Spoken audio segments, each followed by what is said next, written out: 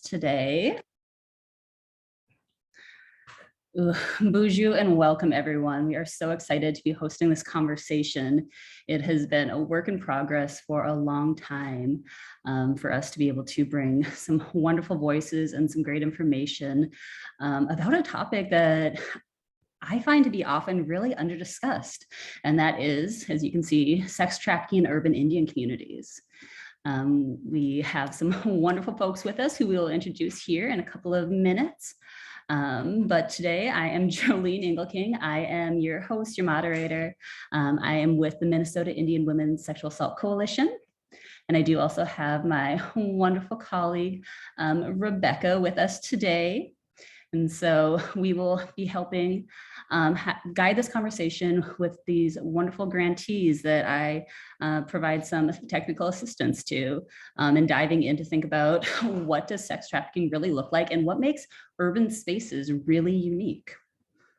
So a little bit of housekeeping. And so we are live both here in this Zoom platform, as well as within our Facebook Live on our MIWSAC Facebook page. And so we'll be watching the chat in both of those sections.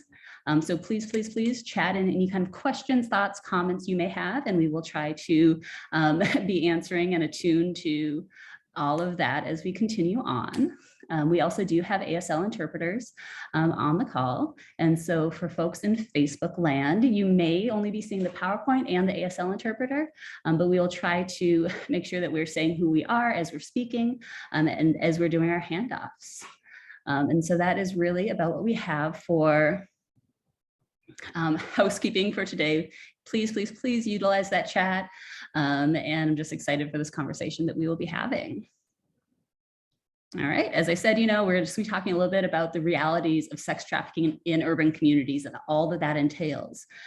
Hear about from sex trafficking programs about what they see in their community and what they think and what they've experienced that survivors really need and that providers need to know. And really at the heart of it today is about us being in a relationship with each other and having some good conversation, being good relatives and learning with each other. All right, so want to take a moment to actually introduce myself. Bonjour, my name is Jolene Engelking, and I work, as I said, at the Minnesota Indian Women's Sexual Assault Coalition. I am part of our National Technical Assistance team here at MIWSAC.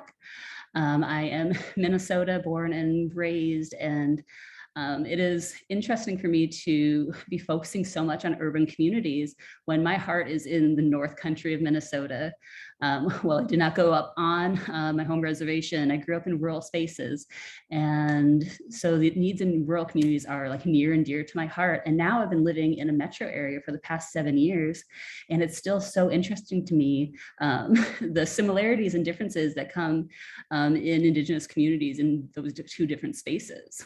And so I'm just excited to be here. I am the main technical assistance provider for our Project Beacon grant, which I will talk about here. And Project Beacon is funded by the Office for Victims of Crime, and its focus is really on supporting and enhancing services in urban Indian communities. And so I work with 5 grantees, and you'll be meeting 4 of them today.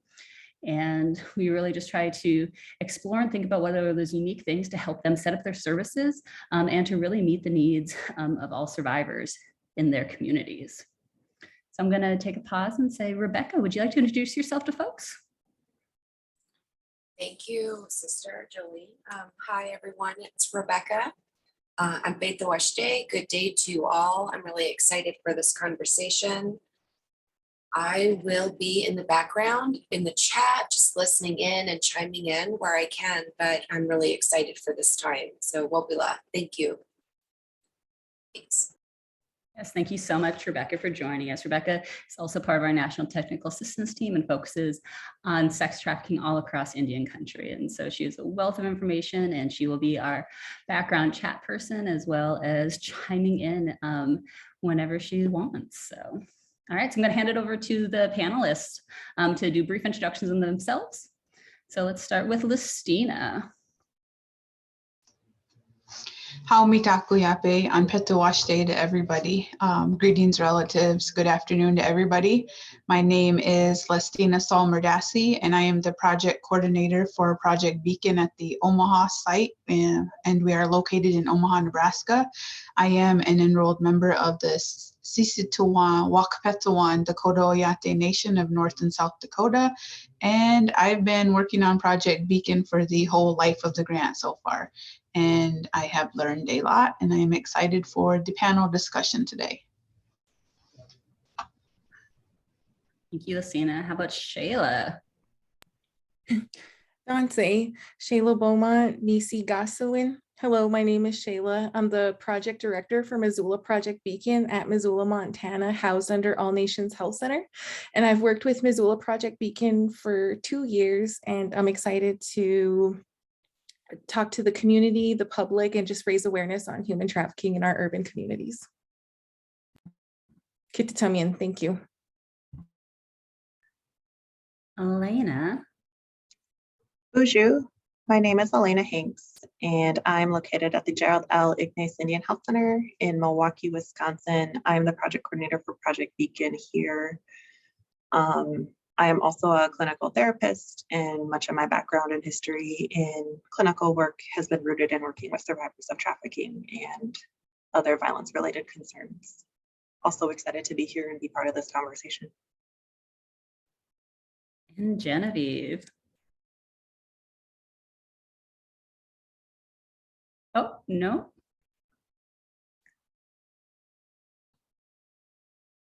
Here we go.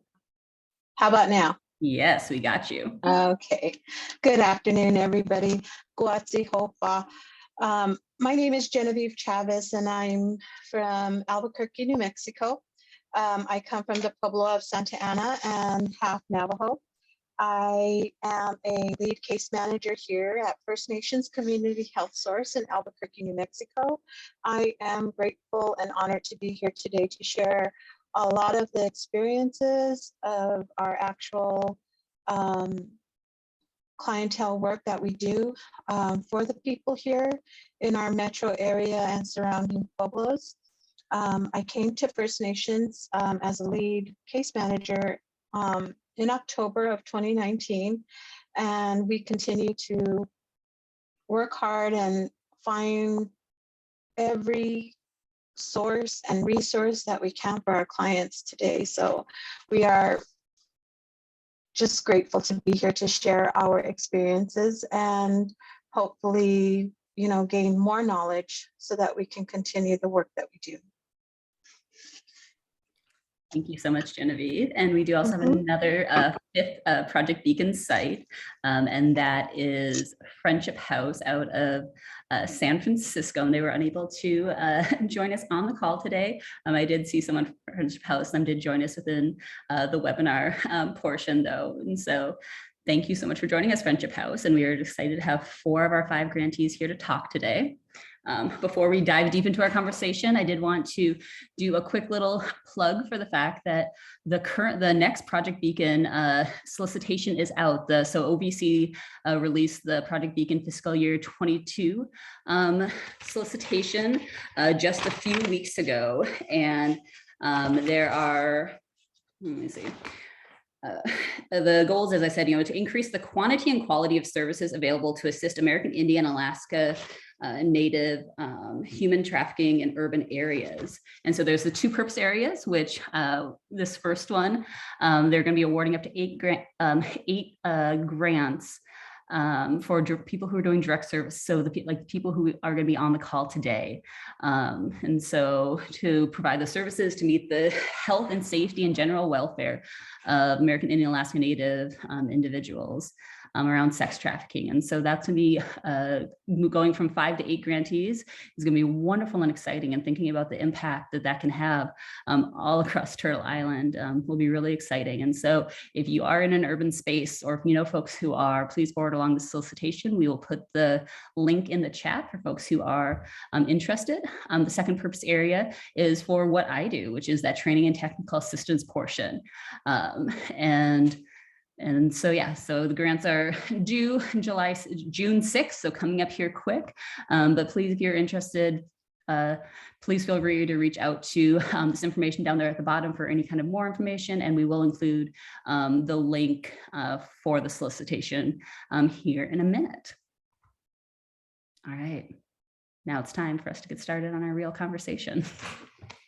Well, and so kind of as you can see from the folks who are on the call, urban looks different in so many spaces, right?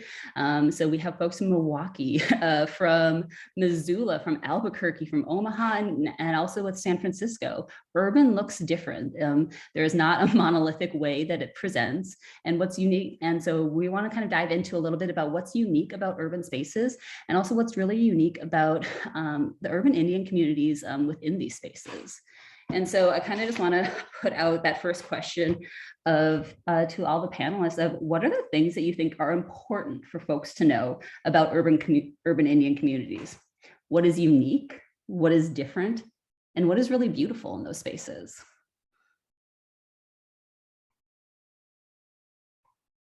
So I will turn it over to Shayla to start. What do you think is unique about urban spaces?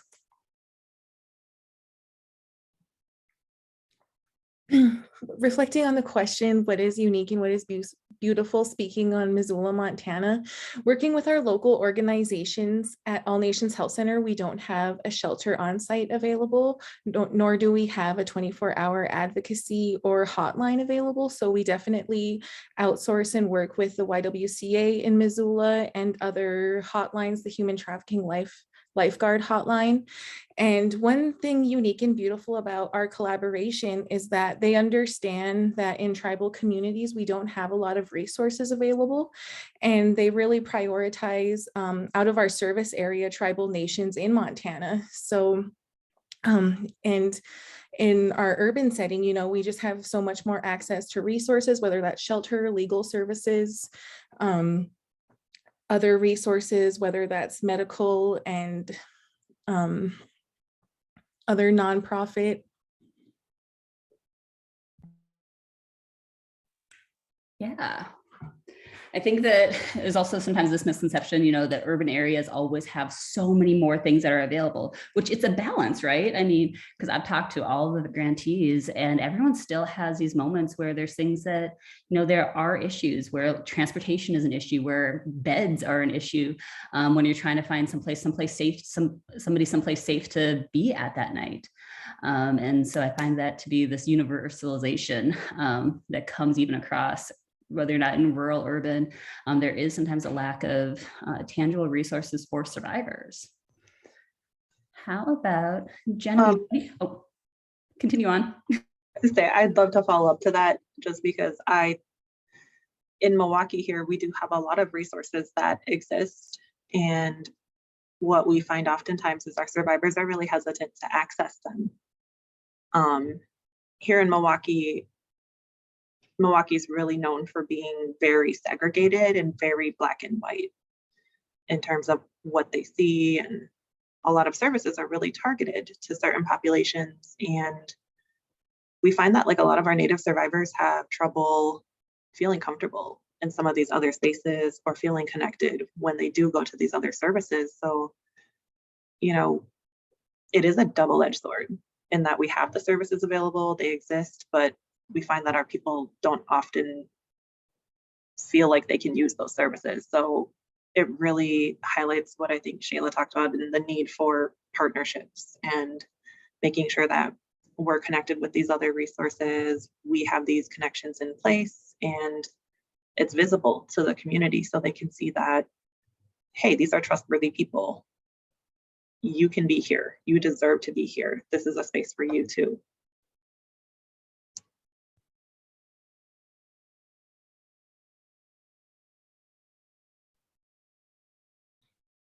How about Listina? Do you have anything to add about what is unique about urban Indian spaces? Well, for one, I think that we have a broader Native American population because we are located in the city. And I think that that diversity just adds to like people learning about different cultures and people learning about different tribes. But I would just piggyback off of what everybody else has said regarding having more access to shelters, I know in the Omaha metro area, there are different sex trafficking programs. There's like a long-term housing program, and there's other programs that we can couple these with so that we can see our clients all the way through. But I would say one downside to being in the city is that we don't have access to as many cultural programs as the reservation does. Yeah, and I think that especially because, you mentioned that there's a lot of different, you have a lot of different tribes that are coming from all around, right? And so sometimes you may not have access to, each unique, ceremony that people might be wanting or needing. And so how are we able to really kind of be meeting the needs of so many different sorts of folk? I mean, even this morning, we're talking about dancing and how power dancing is just so different in each community. And for some, it is just, a blessing to be able to find somebody who's able to teach you your style of dancing. Even in urban areas, it can be hard to kind of form those sorts of connections if you aren't naturally, if you don't have that already built in, right? So any other thoughts right now on what is unique?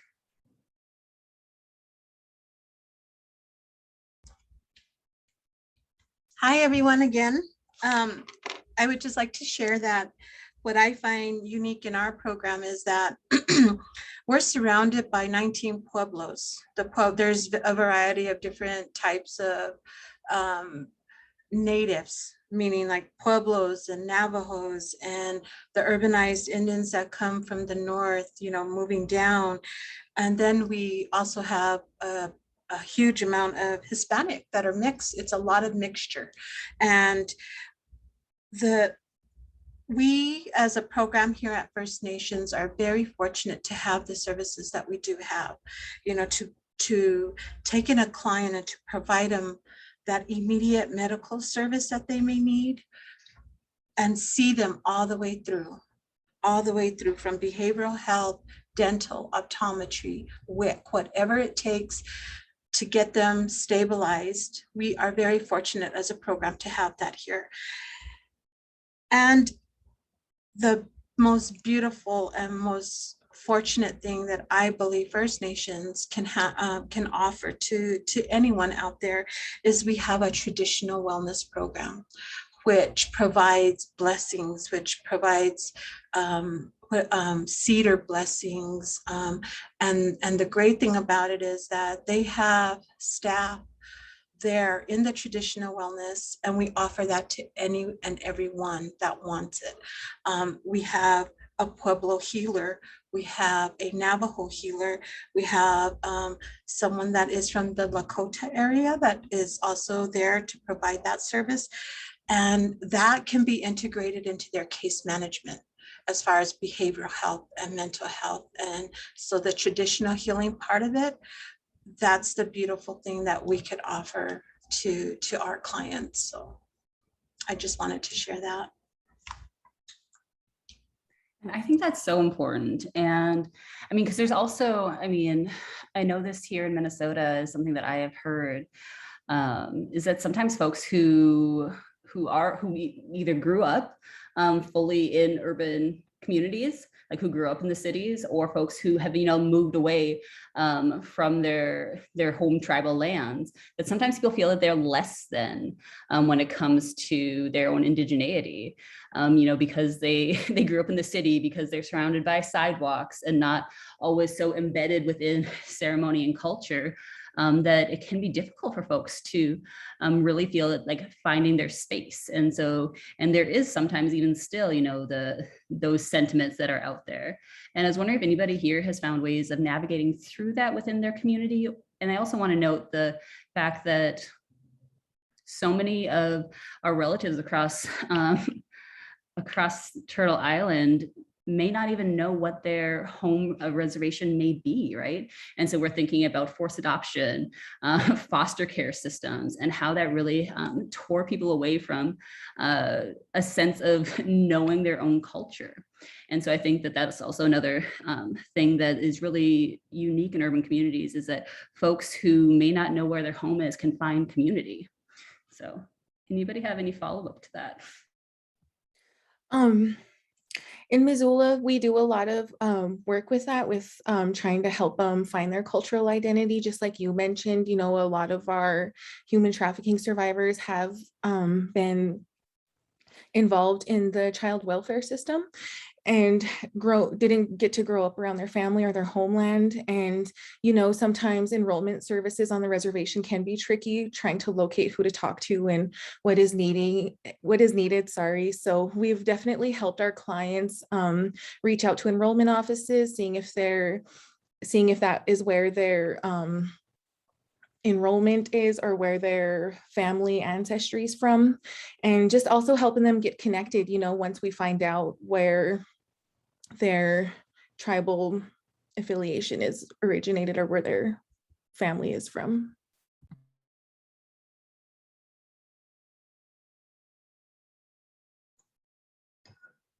Yeah, I fully second that. I think finding a connection to your cultural identity is really critical in a lot of the healing processes that survivors go through. You know, trafficking, people use that to take your power away. And our culture has such a strong emphasis on, you know, you having your own power. And when people can connect to that again and find a way to feel loved and supported and safe in their community, can build that trust here, it's easier for them to find their way back to connecting to their own power and feeling more in control of themselves and empowered in themselves. Like, I think the cultural pieces being interwoven is so critical and so important. I want to fully agree with both that just spoke. We actually, you know, I'm going to speak of, as you were talking, I'm picturing this one individual who she came in and she knows she was from the Navajo Nation. She came here with her mother, grew up in Albuquerque in the city life. She knew she was Navajo. She wanted to learn that. Her mother, unfortunately, was stuck in the human trafficking situation and teaching her daughter this way. And the daughter did not want to go that route. She was looking for a way out. So she happened to come across a flyer that was posted somewhere, and she contacted us and she came in and we started working with her, you know, giving her back the control of her identity, of who she was. And once she got, you know, she was feeling really good about herself, she started asking questions about the traditional program. Well, now she's in there the language classes. She's learning it. She's getting empowered back that she is, as she was taught, that she's nobody, that she's never going to be anybody. She doesn't have anybody to fall back onto. She's gaining all of that back now, because she said it herself, she wants to be a mother one day and she wants to teach this to her child. So she is getting all that empowerment through, you know, traditional healing, learning the language, learning what it means about a blessing, what a ceremony is, and what a song is about. And, you know, she's empowering herself. And you should see her today. She is somebody so different. She'll just light you up with that smile. It's amazing. And when you see that, it just empowers your work even more. So yeah, I totally agree with the ladies and what we do and how to give them that empowerment back. Mm-hmm. And so I super love how there's so much more available for, you know, like for the little kids, right? And so how there's immersion schools and there's all these classes to be able to like raise our little ones up in culture. But one thing that I also find so beautiful is how many people are now really starting to dive in adulthood, and even when they're elders, to start to learn a language when you're 65 years old. I find that to be absolutely beautiful, and how no matter how disconnected you may have been been for whatever reason from your culture, that there is always that space for you to, enter into the circle and just be enveloped with support. And so I do find that to be just so exciting. And Genevieve, that's what I thought of when you were sharing that, because I think sometimes people feel that it's embarrassing to be, in your 40s and not knowing how to say your name, right? Or things like that. And I think that one thing I find beautiful, especially about urban spaces, are those opportunities that people have created because the need is there. And so I just wanted to add that.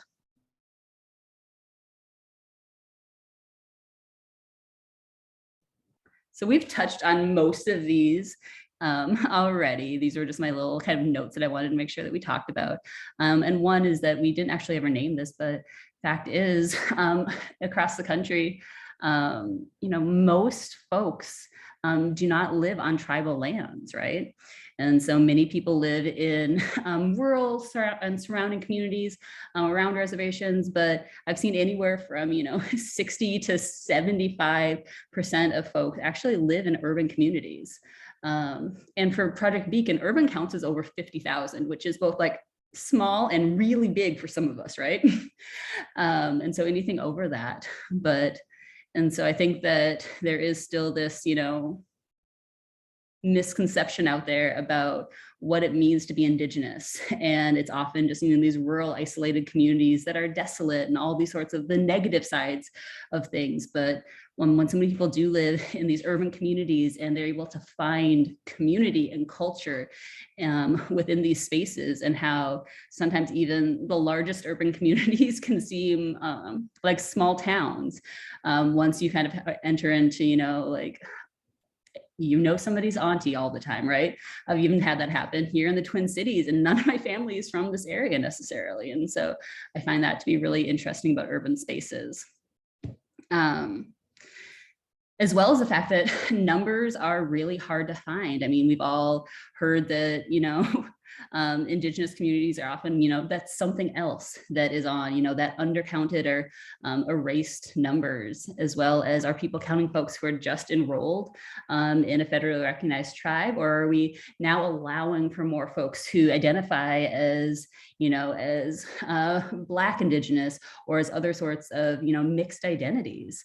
I find that to be, and so the numbers are growing. This last census, the amount of folks who were counted under the American Indian title just grew exponentially from the 2010 census. And that is even in a year of the pandemic that we were able to grow and to recognize and to finally be counted a little bit more. So, but yeah, we talked a little bit about these extended ties and this idea of how even for folks who do live in urban centers, often people do still have very strong connections to their tribal lands, and how there is a lot of back and forth, and how there's going home for ceremony or going to wherever, which can also play a lot into trafficking and what this kind of pipeline may look like, and also how sometimes it can get easy to not always recognize the signs that somebody is being trafficked, because we are often so, transient in nature. And as we really did talk about those, that deep, deep cultural connection and how important that is, regardless of the type of community you are.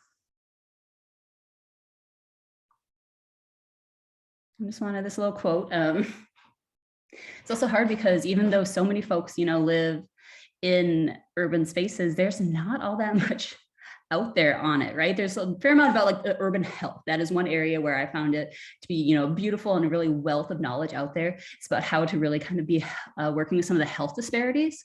But for many people have read this, There by Tommy Orange, and I found it to be one of the more beautiful quotes I've ever read when it comes to talking about that urban experience.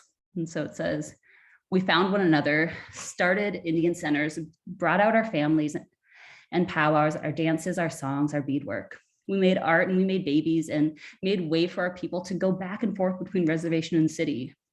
We did not move to cities to die. The sidewalks and streets and concrete absorbed our heaviness." And I think that to be able to find that beauty and joy and culture and community within urban spaces is really amazing. And I just like that quote. And it's talking about one community in Oakland, but at the same point, like, I think that some of that is really translatable across communities. So before we move on to talk about more sex trafficking specific stuff, does anybody have anything else they want to say about the urban experience?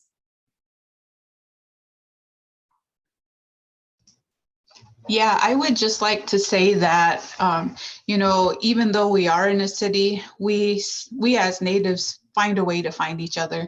We find a way to connect to one another, and we find a way to implement our dancing, our songs, our powwows, or other cultural items into our everyday life.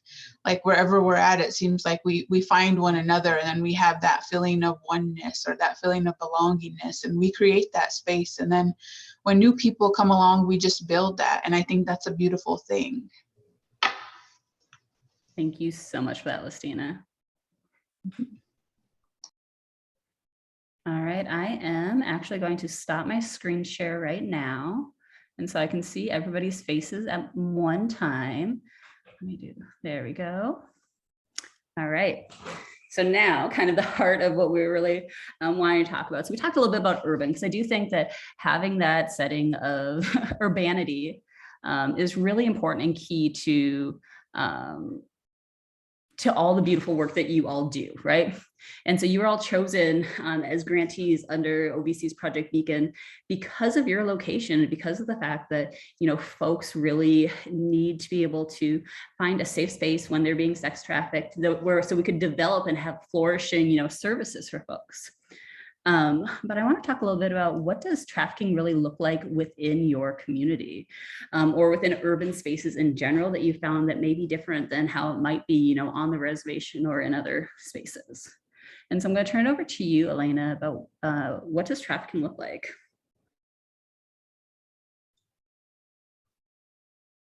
You know, I think when we think about human trafficking and we think about sex trafficking in particular, what I often hear people saying is like, oh yeah, they just show up, they take your kid, they throw them in the car, and they run away with them, and you never see them again. And that's really not what we see here. Oftentimes what we see is calculated, targeted grooming. It's people who have decided that this person seems vulnerable enough, and I would like them to come into my, you know, be trafficked. Like it's wild to me that like we're so fearful of like letting our kids walk outside because we think someone will pick them up, but we don't monitor what they're doing online and what they're saying and what they're talking about and who they're talking to, because that's where people are finding it, each other. And I think, you know, this idea of like trafficking being someone who's kidnapped and locked up at all times makes it hard for us to like actually see the signs of it when it's happening in front of us. Trafficking can look a lot of different ways, but I think especially about like the coercion and the threats that keep somebody stuck in a situation where they'd like to get out of, but they don't know how because they're afraid. I think it's something that a lot of us could look for if we knew what those signs look like, if we understood what to look for. And it's also something we could work as communities to prevent once we know what it could look like.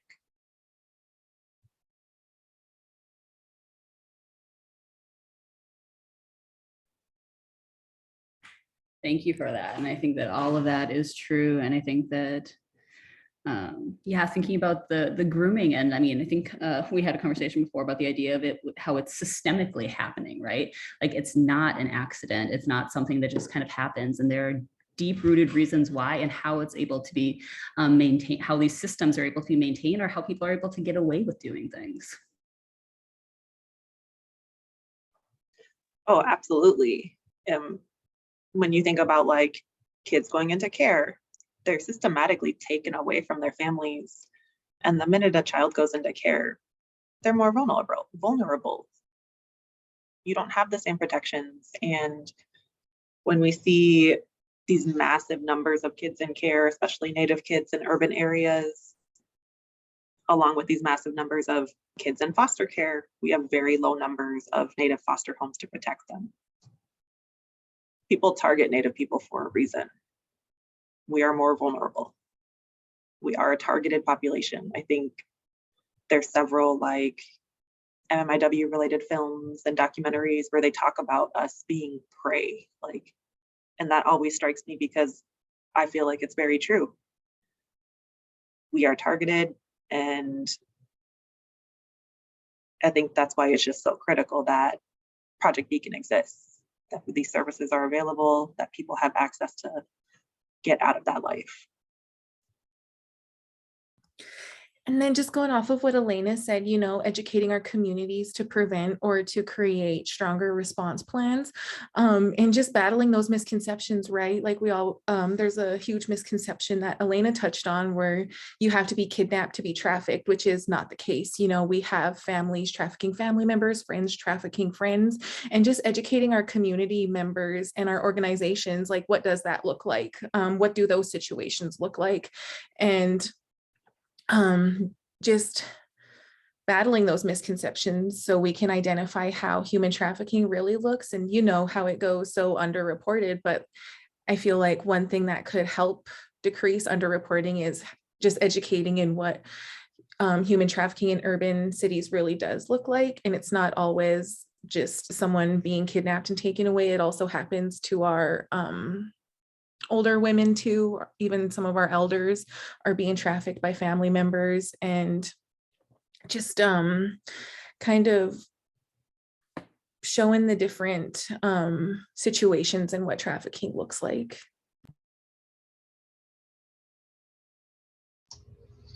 I think a big factor in trafficking is when people participate in survival sex, and that can look like having sex for drugs, having sex for money to get the drugs or the drinks, or doing something that you would not choose to do if you were in your sober mind state in order to gain access to resources.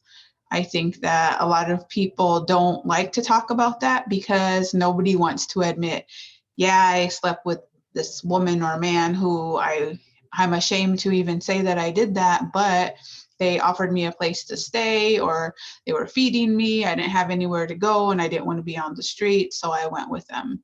So I think that in the urban setting, that happens a lot to Natives because sometimes people come from out of town and sometimes they get stuck here, or sometimes they don't want to go to the shelter, or sometimes they get kicked out of shelters and they don't have any other options but to maybe go home with a stranger or do things that they probably wouldn't do if they had a stable home, or if they had a stable job, or if they had somewhere to go.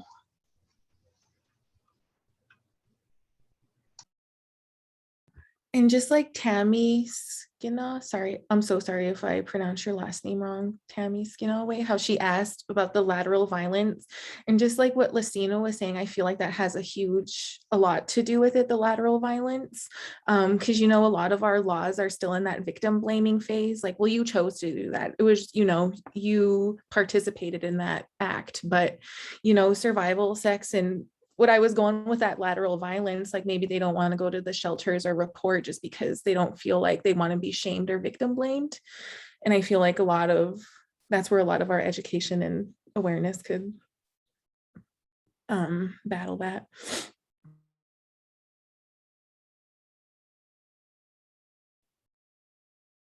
And just want to note that Genevieve had some technical issues and is going to be trying to rejoin us.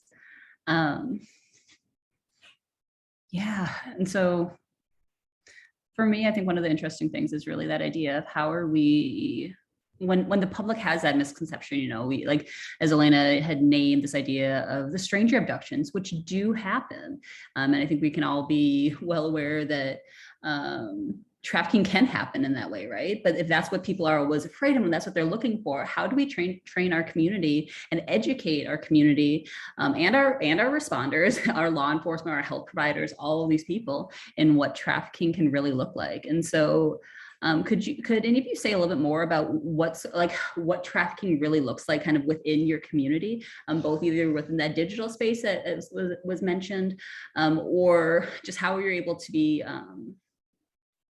how you're describing it to your community?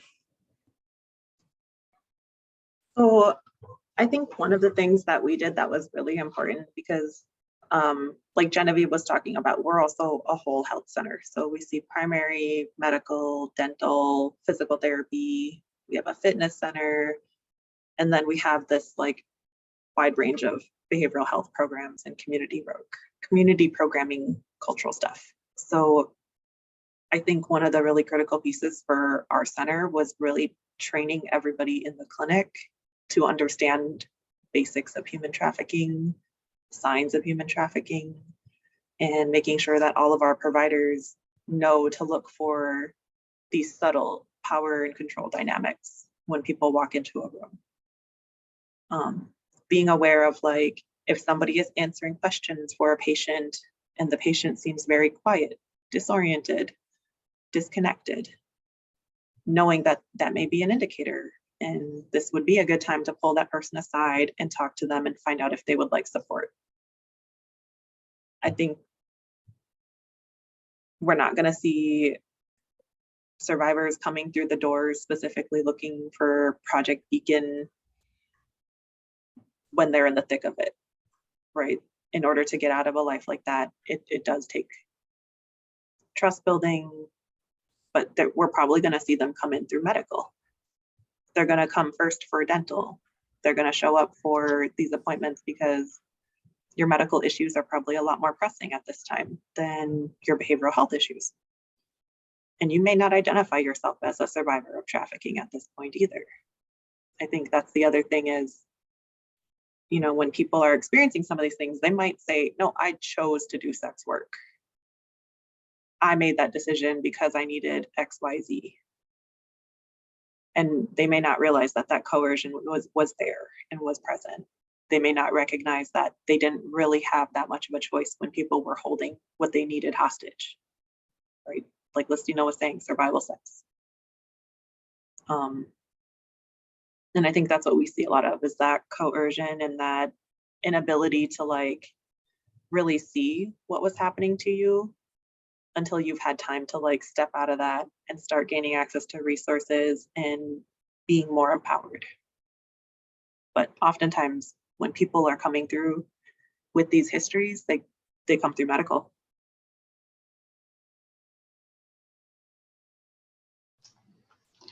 And from what I've seen, they also come through presenting as a domestic violence victim. And then in the process of talking to them, they will say, well, you know, when he gets really mad at me, he makes me walk the streets, or he makes me do things I don't want to do with his friend or his brother or some other people. Or sometimes he drugs me and I don't know what's going on. When I wake up, everything's hazy and I feel like I've been violated. So I think that they can come in that way, presenting as a domestic violence victim, and then also have these stories of being sexually abused or trafficked. And excuse me, I don't even think that they know how to label it as trafficking, because I feel like there's still a stigma in identifying as being sex trafficked, because honestly, I've heard few women label themselves as being sex trafficked. I will hear them talk and share stories about their experiences, but rarely, if ever, do they say, I was sex trafficked, unless they've moved to the part of their journey where, you know, they've got the help or they've got some resources and they're able to have worked through some of their trauma or have worked through that stigma, and they can identify, and it's part of telling their healing story or restoring their life story.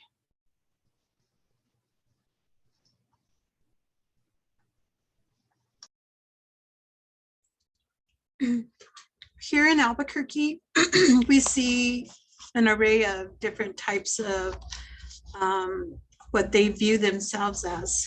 A lot of the time, we have to define to our clients what sex work is and what sex trafficking is. Sex work is for survival. They do it because and some know what it is, some do. You'll be able to distinguish that when you do your face-to-face with them. They do it to make their ends meet, whatever it is that they need to do, whatever it is. They are not hooked on drugs. Some may be, but most aren't hooked on drugs when they're doing survival sex work. Trafficking, to us, what we see here, most of our trafficked victims are, they're addicted to meth, fentanyl, whatever the fentanyl, and alcohol. They're addicted to those three things because meth is the easiest thing to get addicted to, from what we understand. So, what we try to let them know is, it can come in any form. They can force you. Anybody who is making you do things that you don't want to do is a form of trafficking. It could be labor trafficking. Our 60-year-old male, transgender male, was being human trafficked by his brother. His Social Security money was taken from him at the beginning of the month, and he was made to be a slave, a human slave in that home, to just earn his own Social Security money that was being taken from him, and just given a little portion of it for his own need, $20 a week for his own needs, and a place to sleep and a place to eat. And in the meantime, the brother took control of his money because he had a speech disability. So our client couldn't speak for himself. And he wandered off into the street because he was being beaten by his brother, because he didn't clean the yard the way it should have been. He didn't do the dishes the way it should have been. He didn't mop the floor the way it was supposed to have been. So he was getting beaten, and he didn't know that was what it was, that was a form of human trafficking. So we just accidentally ran into him at our transgender center, and he had no idea he was being trafficked. We pulled him out of that situation. Today, he lives in his own apartment. He has his own money. He's got a restraining order. He is living the life now. Poor guy, poor man. But a lot of the time, our victims, our clients, they don't know the difference between what it is, human trafficking, sex trafficking, or sex work, and that's where we come in and try to help them identify who they are and what's going on. But our biggest challenge here in that we are facing right now in Albuquerque, and I'm sure it's everywhere else, we get clients in. The only thing that we have available at this point at First Nations is we have a 7-day motel voucher that's available to them. After 7 days, we don't know what's going to happen to them. That's not enough time for us to be given to put them into a safe place and to bring them back and to keep, gaining their trust. That's not enough time, and what we're fighting for is we need an emergency crisis shelter. We need a place where these women and men can feel safe once they're pulled off the street, for them to walk off the street, to walk away from their trafficker, to walk away from that meal that they're supposed to be working for, and then come here and this is all we have to give them. It's hard. I mean, sometimes, at the end of the day, you're sitting here shedding a tear because I wish I had something to give more than that, and because at the end of 7 days, what are we going to do? Where do we go from here? We're going to lose them on the street again. They're going to go back to their trafficker because now they're craving that addiction. They need it. It's not that they want it, they need it. So our detox programs are filled to capacity. Our shelters, we have some shelters that are very decent here, but I can tell you right now, you call their shelter and you're going to be put on a waiting list. And it's first come, first serve. And one of our biggest shelters here in Albuquerque is where most of all the sexual assault happens. There's rapes that go on in there. There's traffickers that place their people in there to find out if you're in there or not. That is the most unsafe place to put them. So to advocate to our legislatures, to whoever will listen to us, that we need an emergency crisis shelter for these people. We lose them, you know, and it's unfortunate. It really is. And I mean, we could go down the list of clients of everyone. Some are successful and some end up back where they came from because there's nowhere else to go.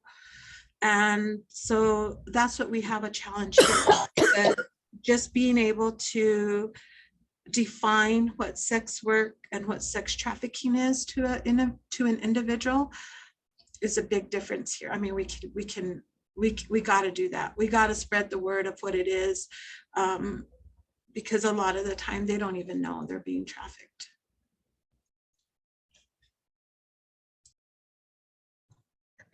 I think another big thing that comes with that need for housing, need for safety, need for stability is that people who have been trafficked, they need a way to make money.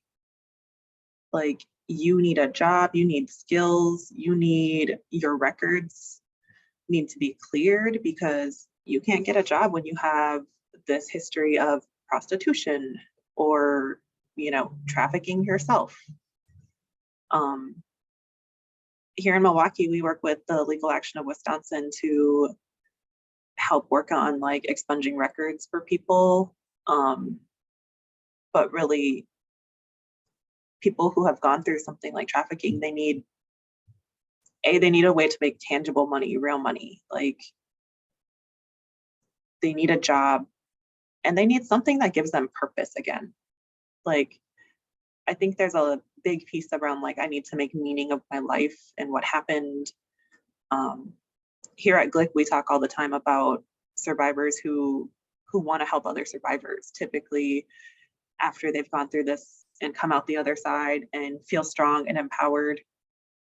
They know what it's like to be on the other side of that. And so they want to offer support to other people who are going through the same thing. We see a real need for that ability for survivors to make meaning of their own experience and to find purpose through that. Elena, I agree with you so much. And that's our basics. We provide basic life skills to our clients. We provide them as soon as they come in. When I say, you know, we need more time with that. For those who continue to work with us, and we actually obtain all their legal documents that most likely the trafficker took from them. Their identity is given back to them, so they're empowered with that. We teach them how to, if they have some sort of supplemental income, general assistance, Social Security, anything that they have, we try to work with them and try to provide them with, there's programs here as well, like our All Nations program helps with like a resume, helps with education. There's certain things that we get them to once they've already committed to making that progress with us, you know, like they're coming, you'll see it. You'll see those ones who are really determined. I want to get off the street. I want to better my life. We are working with those people everywhere. We're picking them up. We're taking them. We're getting them there, getting the $10 to go get their ID, getting them the $10 to go get their birth certificate, filling out the applications for Social Security here. So we do all of that to empower them, to let them know they are a person. They are a person. They are a human being. And that trafficker was trying to take control of them to tell them that they're nobody. Nobody's going to find you. I have everything here. Nobody's going to find you. And that's what a lot that has been told to them. And so yes, just as you and just like everyone else, we try to empower them. You are a person, you are a human being, and we are going to show you and help you and get them to that point. And then even if it's just most likely, the simplest jobs. Go to McDonald's. My God, they're hiring. It doesn't matter. Do something for yourself. Once you see that first paycheck, you are going to know your worth. You are going to know your worth.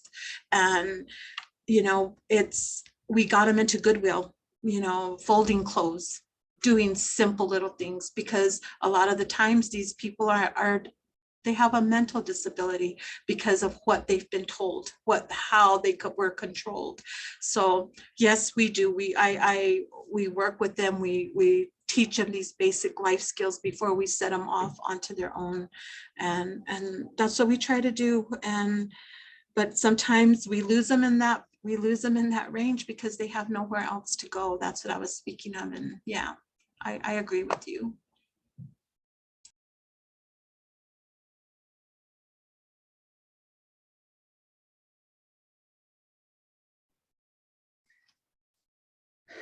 Yeah, I have a lot of racing thoughts right now kind of through my head. It's just been wonderful sitting here and kind of being with folks. And I had a couple of things that had sort of popped up. And one is how really what you all are describing is, I mean, both the idea of like having a comprehensive service plan where you're truly meeting all of those holistic needs, how I think that often folks, when you think about what do survivors of trafficking need, I mean, I often hear people be like that, it's that extraction, right? You know, it's the pulling them out and like getting them away from the trafficker, which is only, honestly, sometimes not even it's not a small part, not to diminish that, but it's only a first step. And sometimes it's a step that can happen multiple times, right? And so, but simply extraction isn't what folks really need, is what I'm hearing from you all, from your experiences. Well, that helps. Like, what are we able to do to meet their needs after that? And then what are those longer term needs? Because often we may see people when they're in that crisis stage, right? Where they're needing that, like to be enveloped with like services and support. But we're also going to be seeing folks who, you know, we're a couple years out of, you know, them being trafficked, or, you know, 10 years out, even 20 years out. How are you learning how to parent? How are you learning to handle all of what you'd experienced? And so those are some things that had kind of popped into my head. And so if anybody has any kind of other comments on that, I need a sip of coffee again. I guess the one that really like strikes me is that parenting piece too, because I think prevention is, we have to start so much earlier, right? Like we need to be working on prevention programming with pregnant parents and families and kids and youth and all the way through the lifespan. Like I think it's so critical that we are offering these parenting skills and support, because oftentimes like survivors of all violence will come in and they'll say, I don't know what to do. Like, I know what happened to me wasn't right, but I don't know what the right thing is anymore. And so that feeling of like powerlessness and changing what has happened and shifting out of these generational patterns is scary. You know, and part of my work is I am currently finishing up like a capstone in infant and early childhood mental health, because really, if we can get parents connected to their infants and we can work through some of these concerns, when your child is a baby, they get to have a whole childhood with you.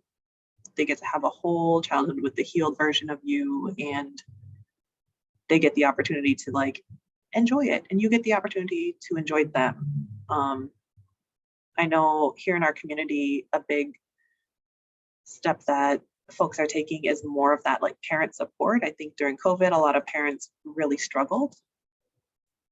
And in Milwaukee, we have also the Indian Community School, which is focused on reconnection to Native culture, empowering youth identity. They've started the positive Indian parenting classes there, and the community is very excited about it. And like, I see that being kind of a critical piece of preventing things like trafficking. Like I think our prevention is just starting so late sometimes. All the time, I think everybody has probably heard the story of like babies in the river. They keep pulling these babies out the river and finally someone goes upstream. Like, this is the babies in the river. Like, actual babies are out here. So yeah, I think we need to start earlier. I think like our survivors just need that support and empowerment in their ability to be good parents.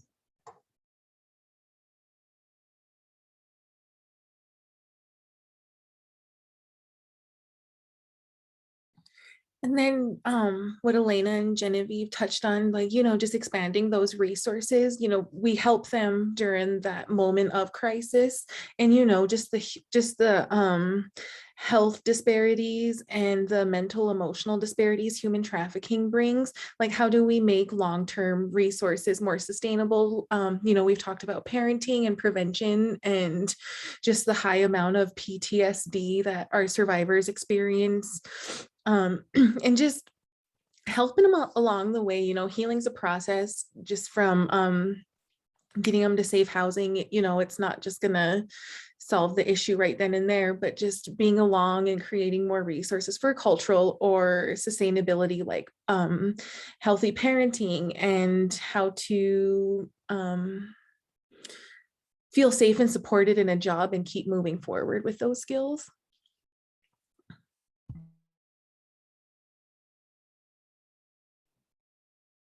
Question that's maybe a little bit of sideways, but so we've talked about how, you know, trafficking, it's looking different, right? Especially even now with COVID and all these other sorts of things are moving to more of that digital space, and that the balance between what is, you know, sex work versus what is sex trafficking, where it has that forced fraud or coercion aspects into things. What does that really look like in those digital spaces? And I've talked to some folks in urban communities, not any of the Project Beacon grantees, but, you know, where how sex trafficking is looking differently because of COVID, especially with, you know, things like boards, you know, where people are able to either connect to other people who are being trafficked or who are sex workers. Once again, they're not necessarily the same, but I mean, there often is such an overlap that we have been seeing within our communities.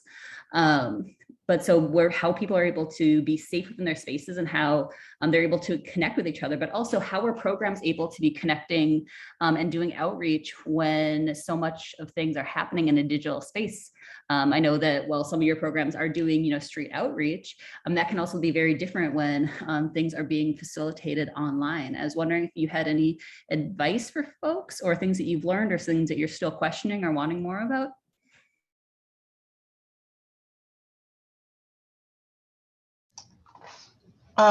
For me, when I do outreach, if I can see or find out about a tribal program, like with the Nebraska tribes that's going on, or like an event that they're putting on, if I can find out about it in enough advance, then I can prepare and ask if I can go on there, do a presentation, or, you know, just maybe set up a table and do some basic outreach work. Then I feel like I get a foot in the door, and that has been very helpful to me.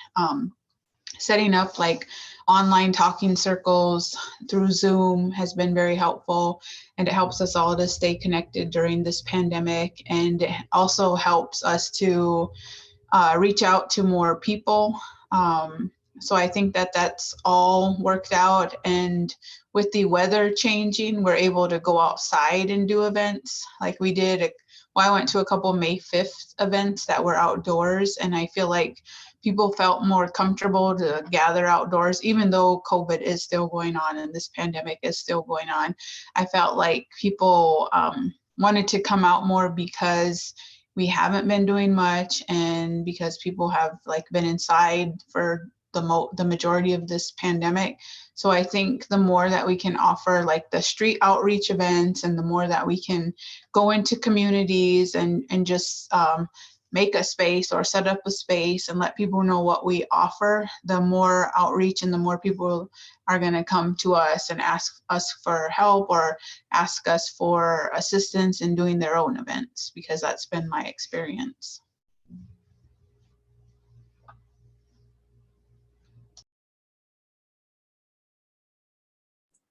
So I think that's brilliant. Things do ebb and flow, right? When the weather changes, when the pandemic's like getting better and then getting worse, like this wavelength we're going through. Let me turn this light out. Sorry about that. I need you to be able to see me. with the digital thing, you know, so there's two parts to this. So one is, I'm an East Coast girl, so I'm just like encircled by DC, Philadelphia, Pittsburgh, Baltimore, New York. And there's a lot of, you have to excuse my expression for lack of a better word, but trend setting in trafficking that happens in an urban center, and then it kind of washes out and waves out into the rest of the land. And that is, someone had mentioned collaboration and partnership with other programs, but also tribes. So I think there's this beautiful opportunity, and you all know this because you're doing it, but for other folks too, that to be in an urban program and have a direct connection with all of the tribes surrounding you, that information, those emerging issues, click, can be shared with the tribe, and then the tribal program, like there's this swapping of information and resources and opportunities for folks that may need to just straight up get out of the city. Their pimp or John is hunting them. Like someone had shared, going to a shelter is no escape because they got people in there. It's like criminal conspiracy. That's a real thing. So I appreciate that share as well. So that collaboration piece with the tribes surrounding is awesome. So I loved hearing that. And then this isn't even an an emerging issue anymore, but that digital stuff. I had so many conversations with survivors, people who are doing self-identified sex work, prostitution, or they know that they're being trafficked, but they're way too afraid. And it did take time to acknowledge that language. That people are running, for lack of a better term, keeping it real, double shifts, where they need to do their work physically. Not work, man. I'm just struggling with words. They are forced through fraud or coercion to do sex acts where the money goes to their pimp, and they need to do that for X amount of hours a day for fear of feeding. And then when they reach they can't come back to the hen or the kennel until they reach their quota. And then when they get home, kennel or hen, then they have to go online, because now this digital, because of COVID, so much coin, so much paper is going to be made digitally. So it's like working to force fraud and coercive exploitations that their quota has doubled. And that starts in a city until these people in their billion dollar criminal industry decide that, well, we can make all this money in the city, and then we can wave out to urban and suburban and most certainly on the res, right? So I just wanted to share that, and then I'm just going to lean back again and moderate the chat and just check in. But I so enjoyed this conversation today because I heard language that I don't often hear in these spaces, which is allowing people to self-identify, to go through their healing process, to say, I am a sex worker without someone judging them. Well, you can't say that. You shouldn't say that. You're trafficked. Keep your logs off my body, keep your words off my body, and allow people to take the journey that they need with autonomy and agency. That is advocacy. So I applaud you all for these great words today. Thank you. It's been a pleasure.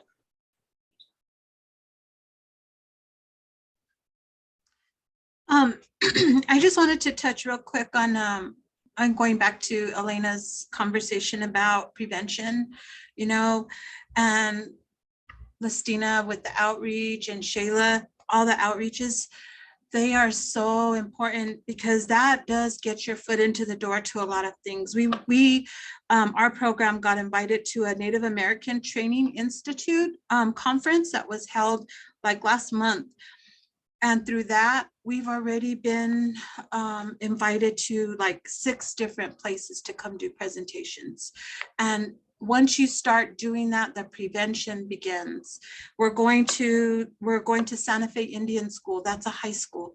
We're going to go there because their caseworker from up there asked us to come to talk to young adults, about what we can teach them and what to look out for, and what we're going to go to a methadone clinic where one of the ladies that was sitting in the audience said, we really need to know what to look for or what questions to ask, or you know what, because a lot of times they come in there and they're addicted, and you could see that they're, you know, there's something just that identifies them.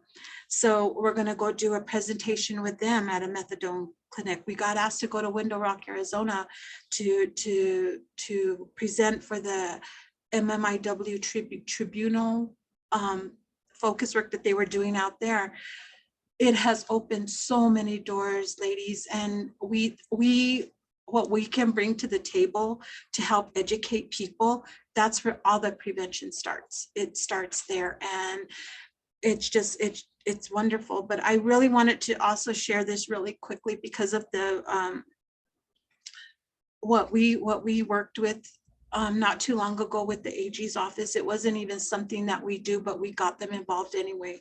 There was a lady just so determined. She lost her daughter from the Native American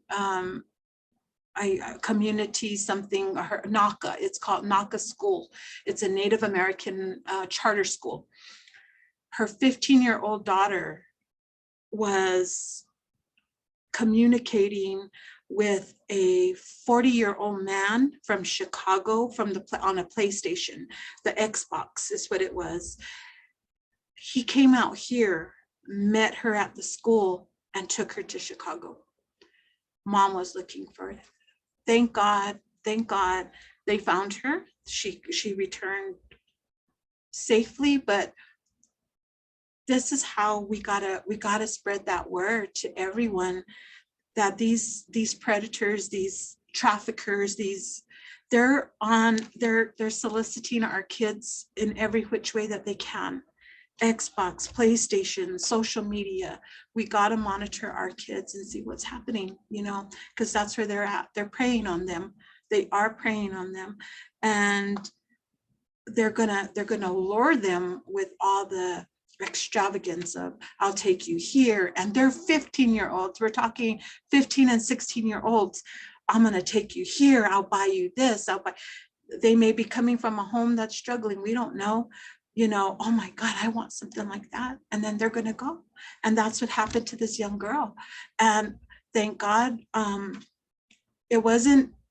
she was a missing person. She wasn't a trafficked, not yet. We didn't know that yet.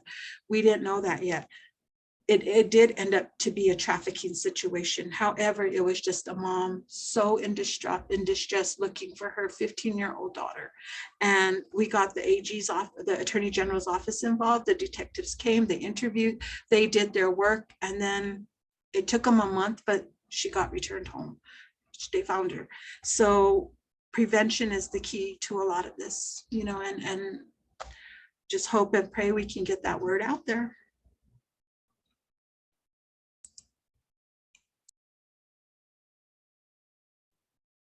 Thank you so much for that, Genevieve, and to everyone who's been talking. And for me, what's really interesting, you know, is because the Project Beacon grant is really meant to, you know, enhance services. And while outreach is, you know, a component of that, prevention isn't at its core, right? But when it's coming down to things like, I mean, while I know that you all do work with many many resources in your communities, including the colleges, including the shelters, the mainstream advocacy programs, all these sorts of places, as well as systems though. I mean, we haven't really talked much about like law enforcement or entering into the criminal legal system, because from my understanding, well, many of you have formed relationships with folks in your community. A lot of the people who you are seeing just aren't at that point yet where that is something that they are able to or wanting to enter into. And so I think that there's just so many things that we can really be thinking about. And as we're working in our communities, one of the things I want to continue just to dive deep into, probably not with the remaining few minutes we have on this call, but is really thinking about what does trauma-informed really mean? It's been a buzzword now for coming on a decade in particular, but what does that really look like? How are we working with our partners in our shelters about what does trauma-informed care really look like when they have zero tolerance policies on certain things? How are we working with our law enforcement, other providers, or probation officers who are the people we're working with maybe linked up with? How are we talking with them and really helping to educate on what trauma-informed care really means and what are those long-term impacts of trafficking as well? So those are just some things that are in my head right now.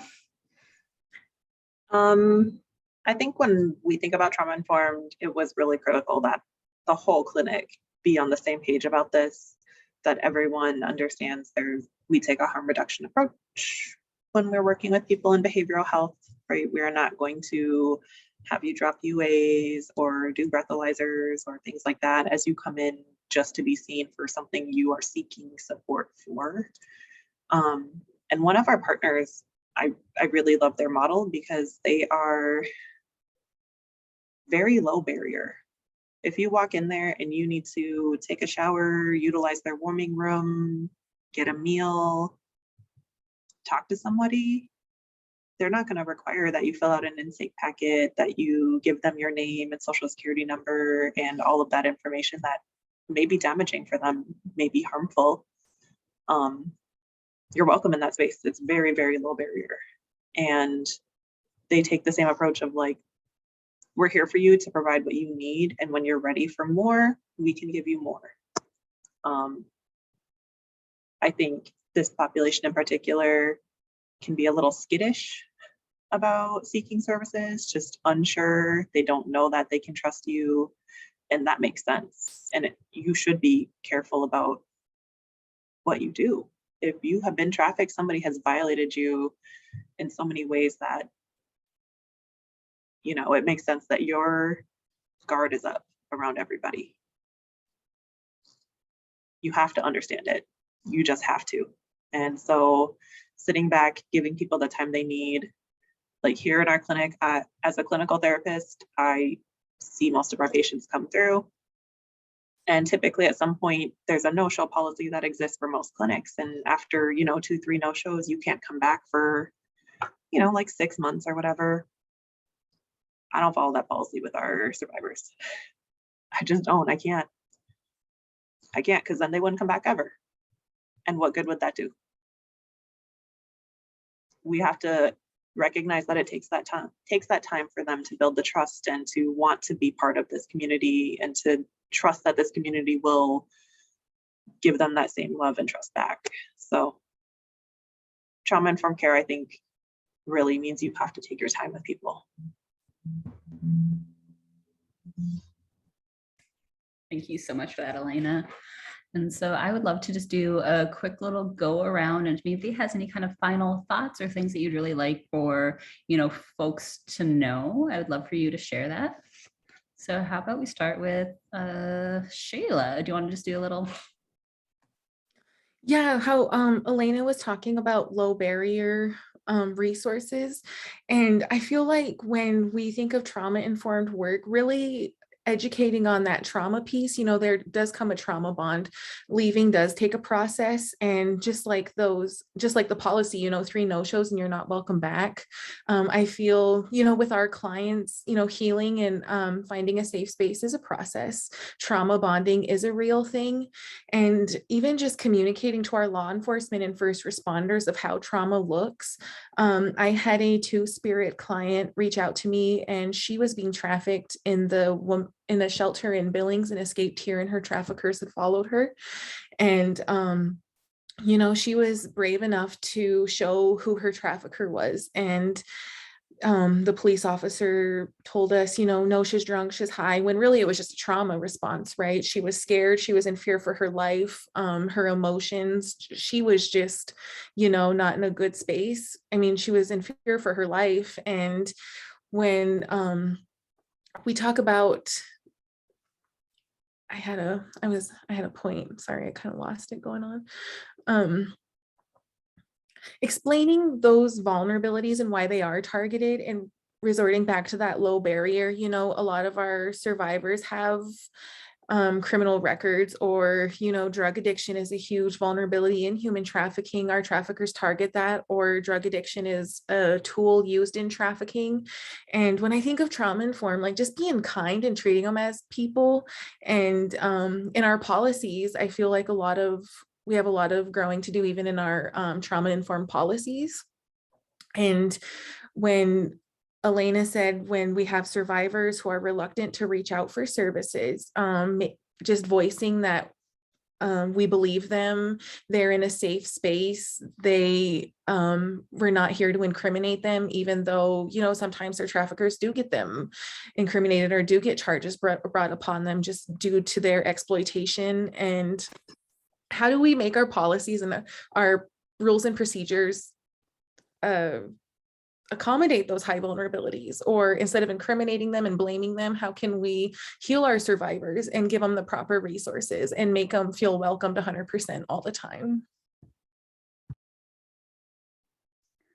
Thank you so much, Shayla.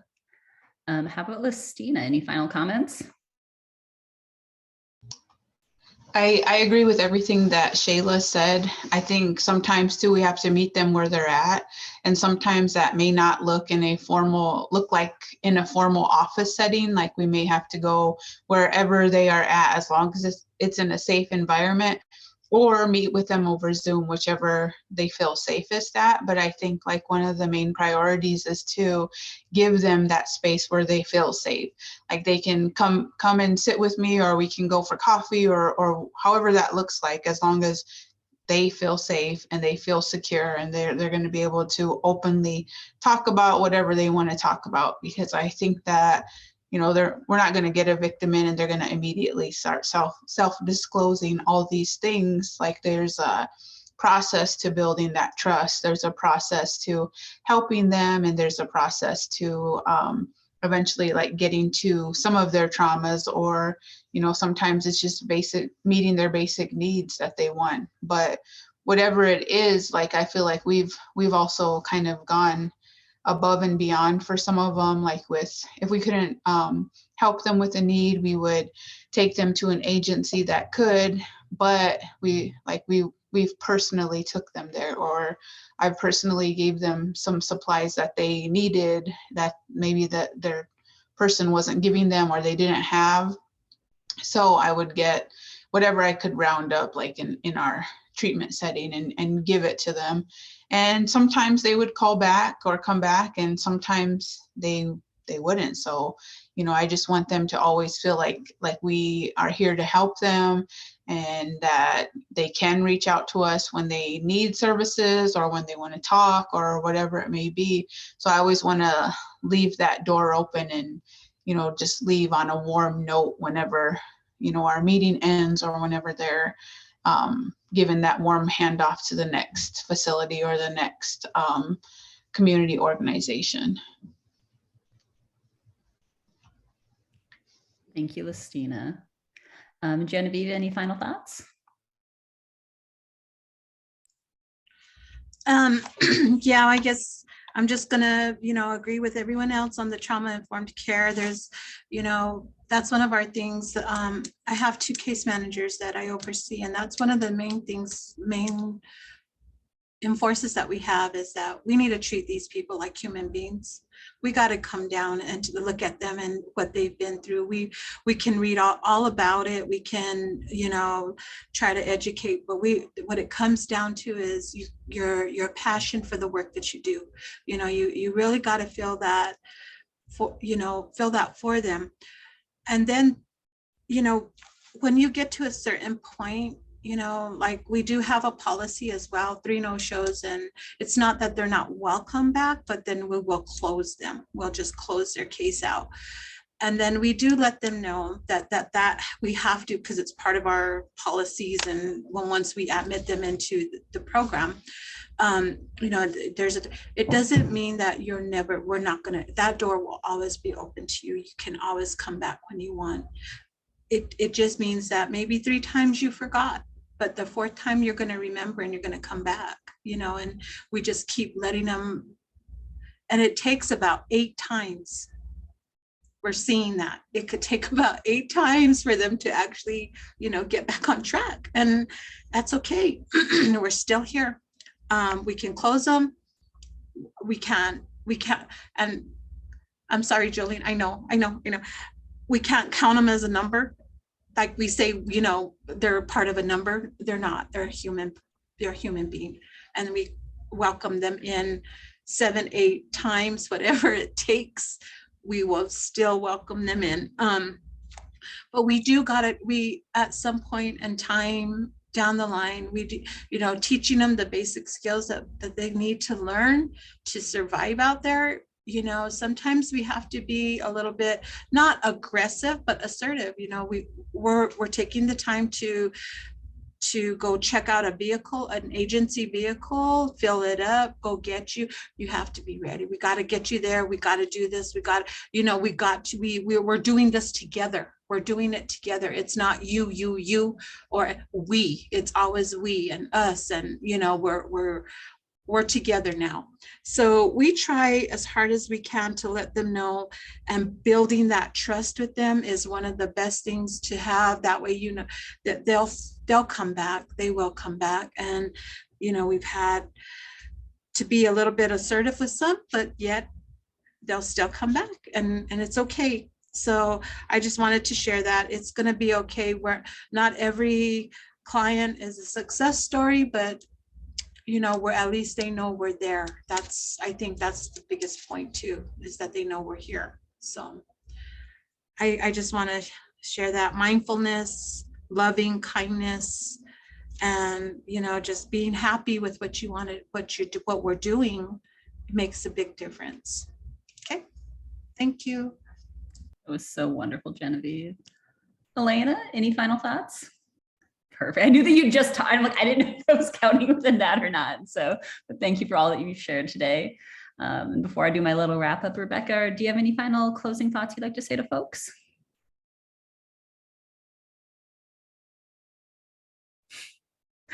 Yes, there's so much love, and I can just feel that within this space. And I had somebody message me who's on this call, and people said that it's more than just, it's more than just the work. People can hear the heart and the passion that you are all putting into this, and how we're best able to, be connecting and supporting these survivors in these urban spaces, in each of these unique communities that you call home and that you love so immensely. And so I want to thank you all on this panel, for sharing your heart, your love, your expertise, your knowledge, and all that with folks today. I also want to thank Amber and Hannah, who I know Hannah had to log off, but I want to thank them both for being our wonderful Asl interpreters on these calls, and how each step we can take towards accessibility and creating genuinely accessible services is going to be just so important. For folks who may be listening still, we will be, the recording will be posted onto our MIWSAC YouTube channel, as well as housed on our Facebook page for the recordings. I can also be sending out the PowerPoint to anybody who may be interested, as well as if you happen to know people in these communities, please help them access and engage with these programs. And if you are in an urban space that's not one of these communities, please still reach out, and we can try to make sure that you are connecting with local services who are best able to really help those unique needs of our survivors, of our community members, of those folks who may not even know that what happened or is happening to them is trafficking. And so I just want to thank you all, miigwech, for being with us today, and for just always that reminder of, if we are good relatives to each other, a lot of change can happen. And collectively, we're seeing people across time zones, across reservations, across everywhere, that, I don't know, I just get excited about the potential for what we can do when we're working together. And so thank you all for joining us today. And that is all.